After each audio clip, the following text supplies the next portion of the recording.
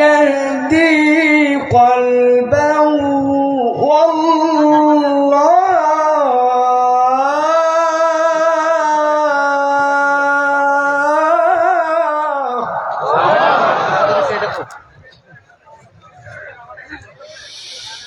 والله بكل شيء عليم.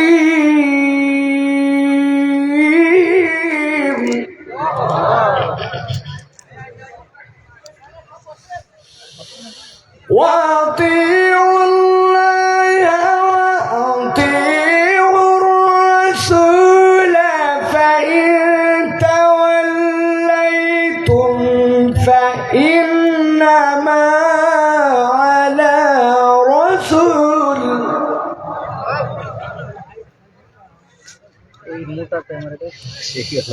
فإن توليتم فإنما على رسولنا البلاغ المبين.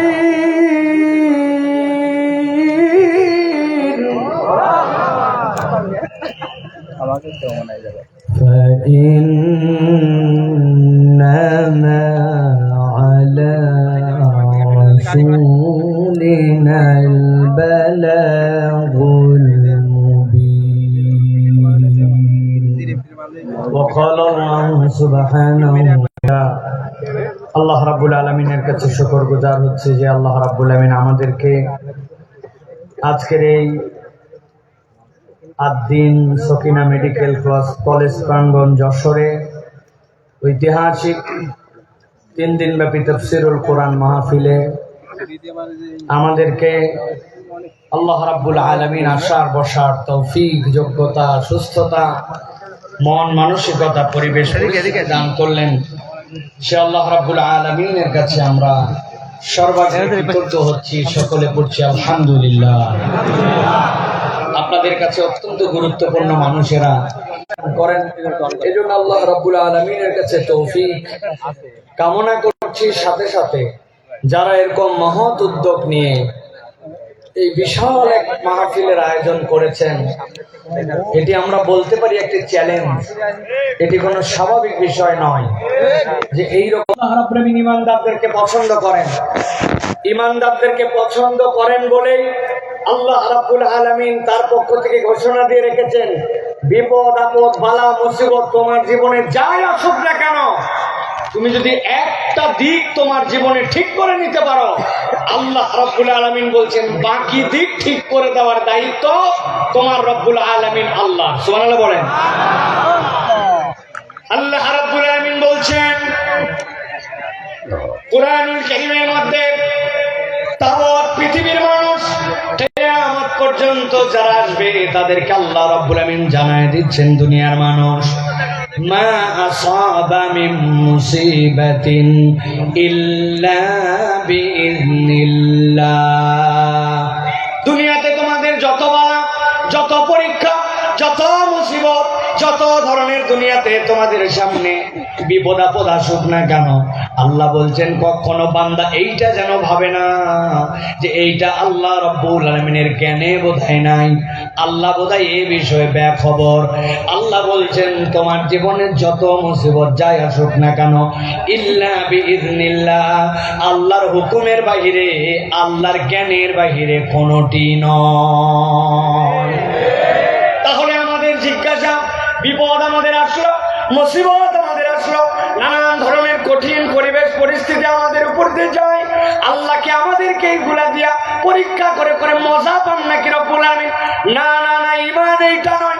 আল্লাহ বলছেন মুসিবত তোমাদের যেরকমই হোক না কেন, আমি আল্লাহ তোমাদের জন্য জানাচ্ছি, ওয়া মান ইউমিন বিল্লাহ ইয়াহদি কলবাহু, কেউ যদি একবার তার রব হিসাবে আল্লাহ রাব্বুল আলামিনের প্রতি ঈমান আনতে পারে, আল্লাহর প্রতি বিশ্বাস করতে পারে, আল্লাহকে রব হিসাবে মেনে নিতে পারে, আর অন্তর থেকে এইটার রিফ্লেকশন যদি তার চলে আসে, আল্লাহ বলছেন ইয়াহদি কলবাহু, আল্লাহ ওই বান্দার জন্য হেদায়েতের ব্যবস্থা করে দেয়। কুরআনুল কারীম যে বলল আপনাকে ইয়াহদি কলবাহু, তাফসীরের ভিতরে এসেছে, তাফসীরে কবীরের ভিতরে, তাফসীর ইবনে আশুরের ভিতরে মুফাসসির কেরাম ব্যাখ্যা করছেন একজন ইমানদার ব্যক্তিকে আল্লাহ যে বলেছেন ইয়াহদি কলবা, এইটা বলার উদ্দেশ্য পরে কথা বলবেন, এখন কথা বলতে যাচ্ছে না। কার যত বড় মুসিবত হোক না কেন, সে যদি রব হিসাবে আল্লাহকে চিনে ফেলতে পারে, আল্লাহ তার অন্তরের ভিতরে এমন একটা প্রশান্তি ঢুকায় দিবেন, ওই হেদায়েতের প্রশান্তি তাকে কখনো আল্লাহর রাস্তা থেকে বিচ্যুত করবে না। পরীক্ষা যতই আসুক, ওই বান্দার অন্তরটা আল্লাহর উপরে স্টেবল থাকবে। সুবহানাল্লাহ। আল্লাহ রাব্বুল আমিনের এই কথাটা বোঝার জন্য আমি একটা উদাহরণ দিব, ভালো করে সারা জীবন মনে রাখতে হবে। যে কয়টা উদাহরণ দেব নাম্বার দিয়ে গুনে গুনে মনে রাখতে হবে। এইটা হচ্ছে উদাহরণ নম্বর 1। কয় নম্বর? কথা বলেন, ভালো করে খেয়াল করেন। সুন্দরবনের পাশে এক লোকের বাড়ি, একটা মহল্লা আছে সুন্দরবনের পাশে। ওই মহল্লায় সুন্দরবনের পাশে কিছু মানুষ বসবাস করে। এক ব্যক্তির একটা পুকুর আছে, পুকুরটা ধরেন 2 বিঘার। এই বছর বন্যা উঠেছে, বন্যার কারণে পুকুরের ভিতরে পানি ঢুকছিল। সাধারণত পুকুরের মধ্যে যখন পানি ঢুকে বন্যায় কিছু মাছ ঢোকে, ঠিক কিনা? বেরো হয়, কিন্তু কিছু মাছও আছে। ওই লোক চিন্তা করছে এই বছর আমি পুকুরটাকে একবারে ছেঁচে পরিষ্কার করে সব মাছ ধরে ফেলবো। পুকুরটা ছেঁচবে, কিন্তু পুকুরের মধ্যে কচুরি পানা, দল পানা। যশোরের লোক কি বলেন ভাই? পানা বলেন, পানা। কচুরি পানা অনেক। ওই কচুরি পানার কারণে স্বাভাবিক মাছ ধরা যায় না। সরায় সরায় মাছগুলা ধরছে। ধরার পরে পুকুরের কোনো পানি নাই, কিন্তু ওই যে পলি পড়েছে পুকুরের মধ্যে আর পুকুরের কাদা, ওইগুলা দিয়ে পুকুরে 1-2 হাত পর্যন্ত কাদায় ক্যাতকেতা। আর পুকুরের মধ্যে কচুরি পানা। ওই এলাকার একটা লোকের একটা গরু আছে, গরুটা ছেড়ে দেওয়া, সারাদিন খায় দায়, সন্ধ্যাবেলা বাড়িতে ফেরত আছে। ওই গরু কচুরি পানা কিন্তু গরুর পছন্দ। গরু চিন্তা করছে এত সুন্দর কচুরি পানা এখন যেরকম মাটির সাথে লেগে গেছে, এখন তো খাওয়া যায়। পুকুরের পাড়ে যে কচুরি পানা খেতে শুরু করেছে, 1-2টা করে খায় আর কচুরি পানা খায়, মজা পায়। মজা পেতে পেতে গরুটা আস্তে করে পুকুরের মাছ বরাবর চলে গেছে। যাওয়ার পরে কাদার খেয়াল করে নাই, সামনের 2 পা ভস করে ঢুকে গেছে ভিতরে। যেই না পা ঢুকছে, এখন পিছনের পা উঠানোর জন্য তুলতে যায়। পিছনের পা উঠানোর জন্য যত তুলতে যায়, সামনের পা তত বসে যায়। আবার সামনেরটা তুলতে যায়, পিছনেরটা বসে যায়। ওই গরু গেছে ফান্দে পড়ে, গরু আটকায় গেছে, আর উঠতে পারে না। অনেকক্ষণ হামলা হামলি চিল্লা চিল্লি করছে, কিন্তু বুঝছে চিল্লা চিল্লি করে কোনো কাম নাই। যত নড়ে তত ভিতরে ঢুকে যায়।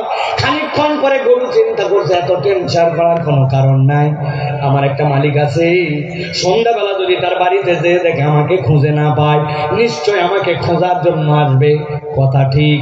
যে না সন্ধ্যা হয়েছে, মালিক দেখে আমার গরু ফেরত আসে নাই, সাথে সাথে খুঁজতে খুঁজতে যে পুকুরের মধ্যে দেখে আটকায় আছে, বুক পর্যন্ত কাদার মধ্যে। মালিকের মেজাজ খারাপ। দুপুর বেলা থেকে খুঁজতেছি, বেটা বিকালবেলা তুমি পুকুরের মধ্যে খাওয়ার আর জায়গা পাও না। হাতের মধ্যে একটা লাঠি ছিল, আস্তে করে যায় আগে কয়েকটা, পেছনে ধাপ ধাপ করে লাগায় দিছে। গরু তো চিৎকার করে উঠছে, কিন্তু গরু কিছু বলতেছে না, কারণ জানে এই মার খাওয়ার যৌক্তিক কারণ আছে। মারটার খাওয়ার পরে এখন মালিক দড়ি টড়ি নিয়ে এসে গলার মধ্যে লাগাইছে। লাগানোর পরে আরো কয়জন লোককে ডাক দিচ্ছে, তো বাবা ধরো তো, টেনে টেনে একটু উঠানো লাগবে। গরুকে টেনে টেনে উঠাইছে। উঠানোর সময় গলা ছিঁড়ে গেছে, কোমরের মধ্যে ব্যথা পাইছে। কিন্তু ওই গরুকে উঠানোর পরে বালতি করে পানি নিয়ে খড় দিয়া পেট পেট ডলে টলে পরিষ্কার করে গোয়ালের মধ্যে তুলছে। ঠিক ওই রাত্রে ধরেন একটা ঘটনা ঘটে গেছে। একটা বাঘ সুন্দরবন ছেড়ে মহল্লার মধ্যে আসছে, একটা হরিণ তারা করে ধরবে। এমন সময় হরিণটা যখন পালায় যাচ্ছে, বাঘের আর আইডিয়া নাই যে পুকুরের মধ্যে পানি লাগাও, বাচ্চা কাচ্চা সামলাও। যে যার বাচ্চা কাচ্চা সামলায় টামলায় রাত কোন রকম ভয়ে ভয়ে পার করছে, কেউ ঘুমায় নাই। সকাল যখন হয়েছে, 1-2জন সাহসী লোক বেরিয়ে দেখতেছে বাঘের খবর কি। একজন খবর দিছে, আরে বাঘ তো নিজে মারতে আসে নাই, উল্টা ফান্দে পড়ছে। দেখ দেখ, একটা সুযোগ অন্তত দাও, যাতে বাঘকে একটুখানি আমি মারতে পারি। বাঘ মারে অন্তত বড় হয়ে বলতে পারবে মায়ের কোলে থাকে বাঘ মারছে। কথা ঠিক না? ভালো করে বোঝেন। জিজ্ঞাসা করব, মুসলমান সারা দেশ থেকে এখানে আসছেন, আপনারা শুধু যশোরের না। জিজ্ঞাসা করে উত্তর দেন, আপনার আমার দৃষ্টিভঙ্গিতে একটা গরু বেশি শক্তিশালী না বাঘ? কথা বললেন না, শুনতে পাই নাই। গরু না বাঘ?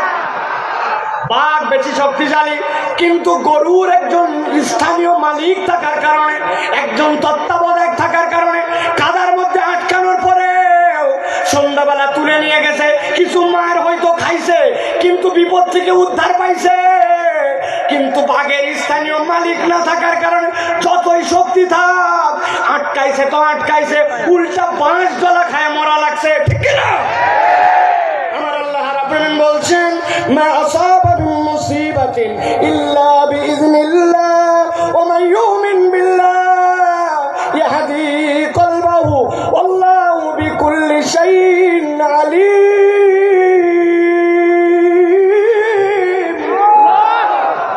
এই দুনিয়ার মানুষ, তুমি ভালো করে জেনে রাখো, বিপদ তোমার যত হোক, মুসিবত তোমার যত হোক, তুমি আল্লাহর প্রতি যদি ঈমান আনার মতো আনতে পারো, তোমার একজন তত্ত্বাবধায়ক আছে, যার মালিক, যার তত্ত্বাবধায়ক আল্লাহ। দুনিয়ার কেউ তাকে দাম না দিলে ওই লোকের কোনো ভয় পাওয়ার কারণ না। আর যদি মনে করে আমেরিকা আমার তত্ত্বাবধায়ক, কানাডা আমার তত্ত্বাবধায়ক, পাশের দেশ আমার তত্ত্বাবধায়ক, তাহলে আমি আপনার কাছে একটা কথা বলি, কেবল তো খেলা শুরু, ঠিক না?